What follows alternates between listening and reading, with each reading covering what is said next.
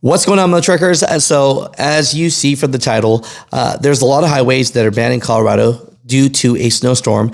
There's restrictions starting for all truck drivers on certain highways starting at 3 p.m. in Colorado today. And there are restrictions until noon tomorrow. So let's get into this video. I want you guys safe. I appreciate you guys for watching the show, and share this to all your friends that are going to Colorado because we want you to stay safe. As always, a trip plan. Make sure you have chains with you because Colorado Department of Transportation and Highway Patrol are saying that there's a lot of truck drivers that are stranded because they did not have chains. So be a professional driver. Make sure you have everything that you need to be successful in this game. Mutha Truckers, let's get into today's video. Right now we're experiencing a lull in the snowstorm, but it is expected to come back harder this afternoon. With that, just be aware, with the dropping temperatures tonight, the roads are going to become very icy and very slick. So if you do not have to go out tonight, I would highly suggest that you stay home if you are able to. So there are truck drivers that did not bring chains.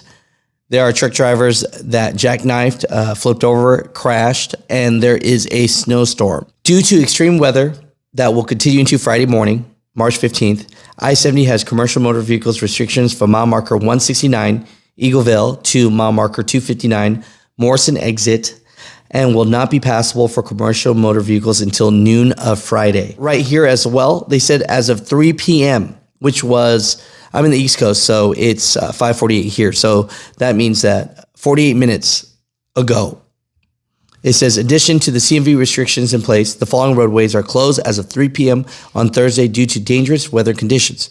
I-70 both directions between Silverthorne, mile point 205, and Denver, mile point 259. US 40, I-70 Frontage Road, both directions from I-70, mile point 259 to US 6, Clear Creek Canyon. US 6 Loveland Pass from mile point 222 to 229. Colorado 119, both directions from Black Hawk mile point 1 to US 6, mile point 7. And it says multiple other routes may be blocked due to crashes, stuck semi-trucks, and other issues. Delays are likely on any roadway impacted by this storm. So just want to give you guys this information here. Just pay attention here. If you're thinking about booking a load or going out this direction, I just want you to know this. And of course, a trip plan what you can. Weather conditions are crazy. Definitely, if you're in the snow and you don't have chains, that is a problem. So Mutha Truckers, make sure you have all the correct equipment. Have a great day. Be blessed. And just want to give you this news information. What's going on, Mutha Truckers? We're hanging out here at the Florida Trucking Show out in Fort Lauderdale. Man, I've been seeing this young man everywhere, and he's trying to do some incredible things for small carriers and owner-operators. And so I had to have him on the show. And so I appreciate you. You want to introduce yourself to everybody, bro? Hey, Alex. Thanks for having me. Yeah. This is Justin. I'm a second-generation trucker, and would love to help connect trucking company directly to shippers and help them scale their business through all kind of marketing and making an online presence for themselves. I love that, brother. That's what I'm talking about there, man. You know, so people understand that you know a little bit about this, you know, brag a little bit, you know, I'm telling you too, you know, so they really understand what you're doing here.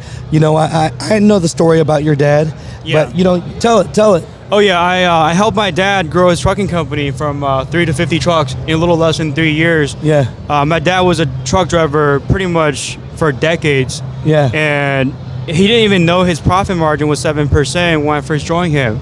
Wow. And I was able to help him to go 20% plus in profit margin after working with direct shippers, having a healthy mix of shippers and brokers.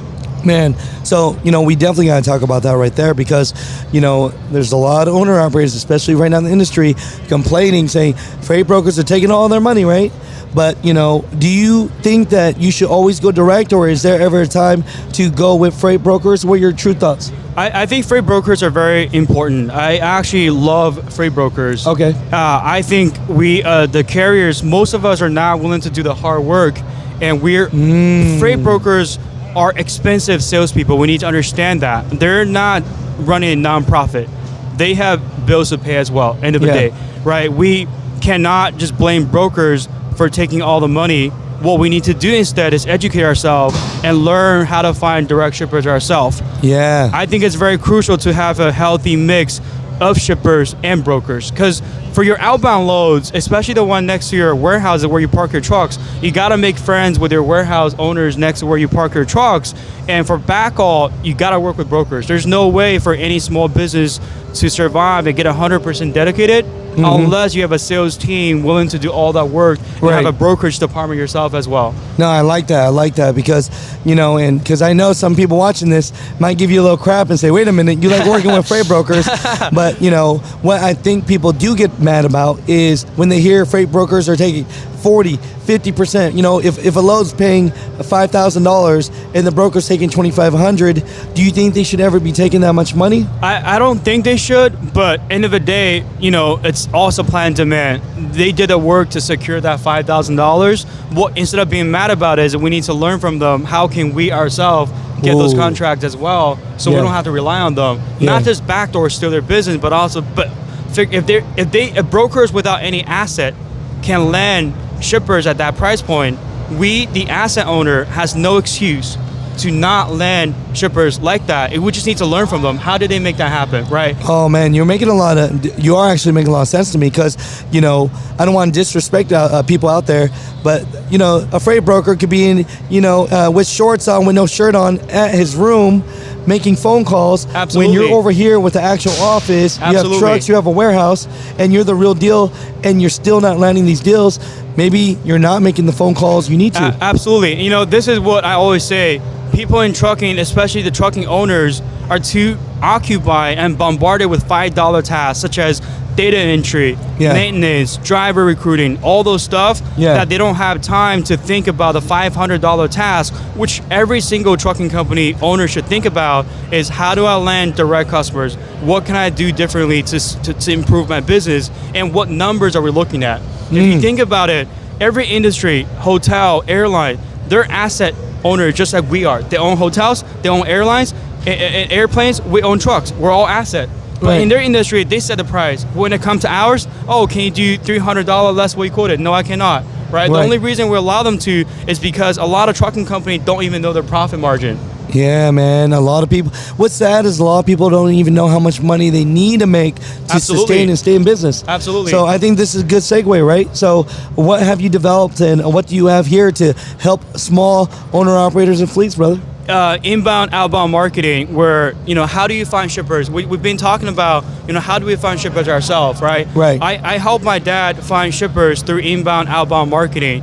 What I mean by that is, how do you do outbound phone calls, going to conferences where your customers hang out? Where do we go to find those people, right? In addition to that, inbound marketing. If a shipper is searching, shippers are looking for carriers too, believe it or not. Shippers are looking for carriers. If they type in, let's say car hauling, trucking companies near Miami, Florida, is your company populating on top? If it's not, then we need to do something on your website. First, you got to build a website, right? Build a website that allow people to, when they search for something, keywords, you should populate.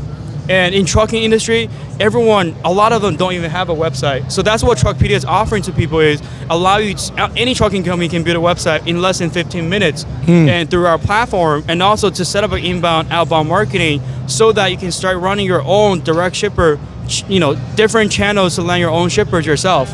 I love that.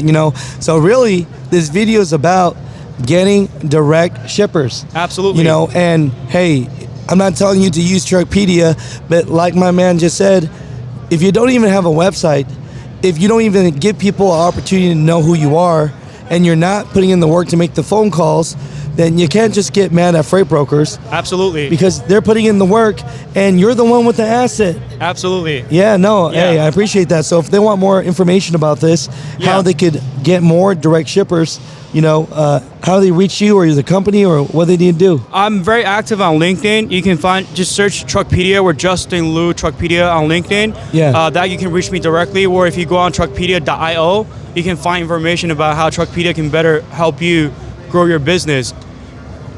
Hey, I tell you what, man, you did it yourself, man. You with your dad's help. I mean, let's throw a number out here so I have a title for this YouTube video. You know, I've seen the title. Other people have used it on a certain podcast. You know, shout out to my guy, you know, Truck and Hustle and all that. That's the homie right there. You know, I was glad he had you on. Definitely. So, you know, at first, what was your dad's business gross revenue when they first started? When I first joined my dad was in 2018, he was struggling with 3 trucks, doing a little less than $1 million in revenue. And then when you got to 50 trucks and you really built something out, learn how much profit you need to actually make, build direct customers. Absolutely. What was that gross profit? We got to over $20 million in annual revenue, and the profit margin was slightly above 20%. So I was able to generate him about $4 million every year in pure profit. Oh my gosh. So look, hey, pay attention. Even if you don't use the tools that he's talking about, you need to start marketing yourself, and you need to stop really complaining that other people are calling customers. You should be calling customers. Absolutely. Nobody's going to promote your business but yourself. I tell you what, man. Hey, I love you, brother. I wish the best, man. Thank you for having me on the show. Yeah. Yeah.